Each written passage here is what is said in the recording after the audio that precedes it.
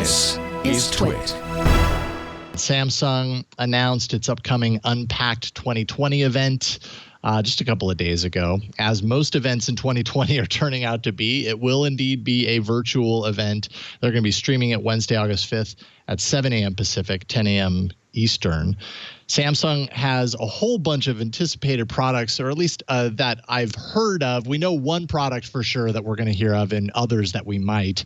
Joining us to walk through some of these products is David Ruddock from Android Police. Welcome back to the show, David. Thanks for having me. It feels a little early to be on a TWiT show in the morning. I know, isn't it? Yeah. Well, this is our Thursday morning ritual. It's like waking up, a little cup of coffee, and then dive right into podcasting. You know, like we do at podcast studios. This is just how we roll. So it's good to have you on. I appreciate you taking time for us today. This event happens every year. Every year we have an Unpacked event at about August time, and it's usually the Note event. So let's start there. There have been a number of leaks with the upcoming Note phone. What do we know about the Note 20 series? What has you excited about what you've heard? Well, I mean, we know a fair bit at this point, and what we really know, we know kind of the headline features of the phone. It's going to have a 120 hertz display, which is, one of the things that's going to be kind of a big deal for the spec geeks out there. High refresh displays are really a big, new feature in phones that we're seeing adopted rather quickly. So that's a big part of it. We can expect a big battery. We can expect 5G. We can expect a ton of cameras, some of which are being carried over from the Galaxy S20 Ultra. We can expect a Snapdragon 865 Plus processor probably, which is, the latest and greatest from Qualcomm. And when you take that all together with, Samsung's Ultra Premium build, the stylus functionality and all of the other tech in there, that adds up to a big and expensive phone, which the Note line is historically known for.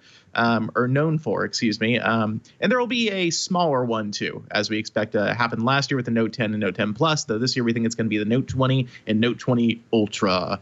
And as far as what differentiates them, they're going to have different display technology. It sounds like Note 20 won't have the high refresh display. Note 20 might have a different camera system. I can't exactly recall. We can also expect Note 20 will have a smaller battery. It might not have a micro SD slot. If last year's phones were any indicator, I don't know how much we've heard about that. And it's possible. If I were to be a betting man, I would bet that only in the Note 20 Ultra will receive will receive 5G ultra wideband technology or millimeter wave technology in order to help keep the price down in the smaller model. And I think price is really going to be the big discussion about these phones. Samsung launched the S20 earlier this year at $1,000, and that was for the smallest one, and went all the way up to $1,400 for the S20 Ultra, which people at the time were like, that's a lot of money for a phone, and it is. So rightly, people are concerned, how much is this Note 20 Ultra going to cost? It used to be that the Note cost more than the nicest Galaxy S phone. But as of last year, that kind of changed because we got the Galaxy Galaxy S10 5G, which was $1,400, I think, when it came out. Correct me if I'm wrong there. Maybe it was $1,300. Either way, it was more expensive than the biggest Note last year. So Samsung is, probably considering how it wants to position these in its portfolio. And price is something you can adjust all the way up until the last minute. So we really don't know, and I've not seen any credible leaks about that. So, with the economy the way it is and the global pandemic, you really do wonder, how many people are interested in these extremely expensive phones right now. Yeah, that's definitely a big question that I've had. It really seems like so much of 2020 with just the way everything is playing out on the world stage. And then in the smartphone world, there's like two conflicting battles happening, or maybe battles is the wrong word, but there's two conflicting kind of points of inflection. There's the mid-range territory where it's becoming really competitive and actually very compelling. And then you've got the higher end, which of course tech journalists like ourselves, we get really excited about the high end stuff, but it's kind of hard to understand how that translates to the everyday user when, just looking at what a Note 20 Ultra might cost, that supports 5G. Like, I'm guessing it's more than $1,500. Once again, maybe that means that the goalposts move a little bit more. And that's just a lot of money for a phone, let alone in 2020 when everybody is price conscious right now. I just don't see people knocking down the doors of these manufacturers saying, give us your most expensive devices because right now we have the cash to drop on it. Yeah, I think you're absolutely right on that. And I think Samsung, it had a hard enough sell with the S20. Sales figures in the US initially were not very good. Granted, a lot of that was due to retail stores shuttering. But in general, these phones are expensive. And when you start, ratcheting up the prices, even though most Americans buy their phones on monthly installment plans, the monthly cost adds up. And when consumers feel like, their budgets are feeling tight, they start looking at those monthly costs again. And they decide, if I can cut back somewhere, if I can buy a cheaper phone, or more likely not upgrade my phone, that's what I'm going to choose to do. So I do think Samsung has a tough sale there for all but the Note diehards and really the group of smartphone enthusiasts that Note tends to attract, people who are using a lot of their disposable income on those devices. But that's not all Samsung is going to announce that we expect at this event. There's wearable stuff too. We expect a new version of the Galaxy Watch, the Galaxy Watch 3. I don't know that we know terribly much about it at this point. We've seen some pictures of it leaked. And we also expect the Galaxy Buds Live, which look to be more of a compact form factor version of Samsung's true wireless earbuds, which I'm very curious to try because Samsung honestly is doing the best job, I think, outside Apple in terms of the all-around true wireless earbud package right now. So that's actually a product I'm pretty excited for. Yeah, my wife uses the first generation Galaxy Buds and likes them a lot. I know the next iteration was definitely an improvement. And yeah, you're right. Samsung's doing a really good job of kind of buttoning up and having tight integration between these devices, making compelling hardware that looks nice, that operates as you expect it to. There are a lot of other Android manufacturers that would have a hard time saying that they do the same. So Samsung's definitely knocking it out of the park there. What about foldables? Because it was the last Note event where the Galaxy Fold, the first kind of Samsung foldable, was announced. Do we think that's a signal that this will also always be the event where the predecessor to that Fold series will take place? And if so, what do we know about that? I mean, we don't know much. We do know with I wouldn't say a high degree of certainty. I would say we're increasingly confident that Samsung's going to say something about Fold 2 at this press conference next month because, there have been more and more leaks of Fold 2. We have some of the specs out there. No actual devices. Samsung's done a pretty good job keeping it a secret so far. But we do expect it will be announced. Now, when it comes out exactly, who knows? Supply chain issues may still be affecting Samsung. Granted, they're in Korea, where the pandemic has had a much more limited impact on business. But, I think for Fold 2, what we can expect is probably, I would say, a bit of a polish on the original phone. They're probably going to try to work out the issues that made the first phone a little physically weird. Maybe make the hinge nicer, make some of the screen bezel, the physical bezel, because obviously the Galaxy Fold has a raised bezel around the entire screen, a little less noticeable, hopefully. And I know they're planning to switch to, it looks like a pinhole camera so that you get more of that display. Granted, you already got a ton of it. And the other big change that people are expecting, the front-facing display will be bigger and therefore actually usable. Unfortunately, the first generation's front display, if you've ever used it, it's, for basic stuff like reading social media or an article or taking phone calls, it's totally fine. But if you have to type anything, it's just, it's pretty comical. It's very, very difficult to do. So, Samsung, I think, probably saw that feedback and they probably already planned to make it bigger anyway. It was probably an obvious issue in early product testing. So I expect we'll see that. Now, this also goes back to price too, right? The first phone was $2,000.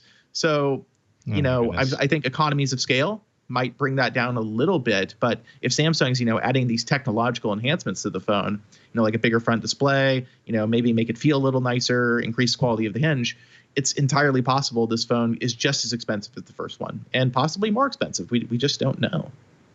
Yeah, and then that ties right back in with what we were talking about earlier, is right now the best moment in time for premium devices or devices that cost upwards of $2,000 to exist. It's like, on one hand, the foldables, happened and people were interested in what this might mean for the future of smartphones. But then once the pandemic happens and it changes the economics of everything and the amount of money that people actually have to spend on these devices, it in some ways could really slow down or destroy kind of the chances of the foldable innovations that are happening, at least extending it out further. That might be what we're looking at. What is this that we're hearing about, a lack of a charging brick? Because I know it's not just like, I'm hearing some rumors that there's not going to be a charging brick in the upcoming Samsung phone. I think I heard the same thing about Apple not including charging brick. Is that right, Mikah? There's also news on that as well. There's rumors that that's the case as well, and there've been some surveys where folks have been asked by Apple, hey, what did you do with that old charging brick that you had whenever you went and upgraded your phone? So that gives even more insight into maybe Apple thinking about not including a charger. So yeah, this is interesting to me because I'm curious if other manufacturers are also thinking about not including chargers. Yeah, I think that, so I saw the story from ET News, I think it was yesterday, one of the Korean kind of gossip outlets. We take everything they say with a grain of salt, quite honestly, though overall, I think their track record's pretty okay. I think Samsung, once they probably heard about Apple considering this, Samsung does have an established, practice of looking when Apple does something and then deciding how can we improve on or ape on this and make it, make it something that is to our advantage as well. And I think with Samsung, what you have to consider is that, they do have an advantage in that they are using USB power delivery for the phones now, like Apple, but also they're using USB-C adapters, which are essentially universal at this point in the Android world. If you bought a Samsung phone in the last, 3 years now, you have a USB-C cable. Now, whether it supports the fastest charge speed, who knows?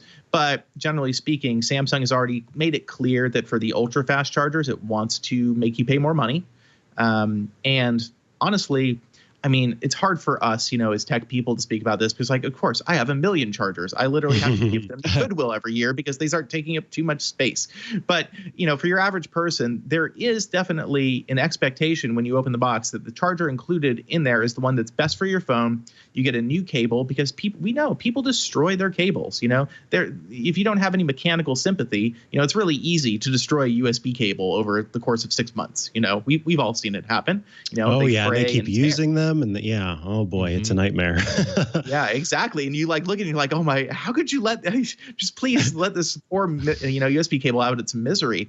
But the same thing goes with headphones, with earbuds. So you have people who have probably have not bought a pair of headphones in the last 10 years. Because whenever they bought their phone, they get a new set of earbuds, and they wear those out. And, by the time they're ready for a new phone, they're cutting out in one ear, they're crackling and, they expect that new set of headphones. So I think what the rumor said was that Samsung was considering this on a market by market basis. And I think that approach makes sense because what they're going to do probably is survey customers like Apple is doing and figure out, are there markets where doing this would make people, as the kids say, big mad? Do we have to take this into account? And I think that Samsung, will probably, find, I would guess that in some markets like the US, I think customers actually could be very upset if there's not a charging brick in the box with their phone. I think U.S. customers are very fickle. They spend a lot of money on their smartphones, and they expect, when they open the box for it to be the complete package. I think Apple has more of an advantage because they have a captive audience. They don't really care. They'll pitch this as being a green initiative and say, what, if you need a charger, we'll give you one, this little basic one, what it cost us almost to make it and ship it. But if you want a faster charger or a fancy charger, you have to buy one now. And if you want, your earpods, maybe they make those cheaper, which is kind of what they did with the Lightning to some of the Lightning adapters, just to make sure that it's a little less friction for their customers. But I think with Samsung, they don't have that kind of brand loyalty, that kind of captive audience. If it becomes, a thing that Samsung stops including chargers and customers are mad, Samsung doesn't have the power, the brand power that Apple does to say, this is why we're doing this. We're not turning back. And, unfortunately, it's just the reality of us, wanting to be a greener, less environmentally impactful company. Whereas Samsung is, has to respond to it on the basis of our customers don't like what they're seeing about the product, and we need to fix that. So I think Samsung can try this. I think that for Android phone makers, it's going to be much more difficult.